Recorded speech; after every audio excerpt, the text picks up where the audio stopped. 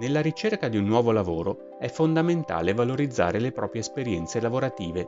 Individua le competenze che hai acquisito e mettile in evidenza nel tuo curriculum e durante i colloqui. Concentrati sulle tue esperienze passate e dimostra come ciò che hai imparato possa esserti utile anche nel lavoro per il quale ti stai candidando. Utilizza esempi concreti per illustrare le tue competenze, racconta le situazioni specifiche in cui le hai acquisite e come ti hanno portato a raggiungere i risultati che ti eri prefissato.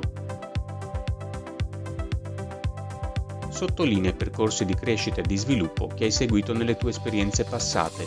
Evidenziare i tuoi progressi professionali ti aiuterà a mostrare il tuo potenziale. Ricevere buone referenze dai tuoi ex colleghi o supervisori può convincere un datore di lavoro a puntare su di te e sulla tua professionalità, ma assicurati di avere il loro consenso prima di fornirne i contatti.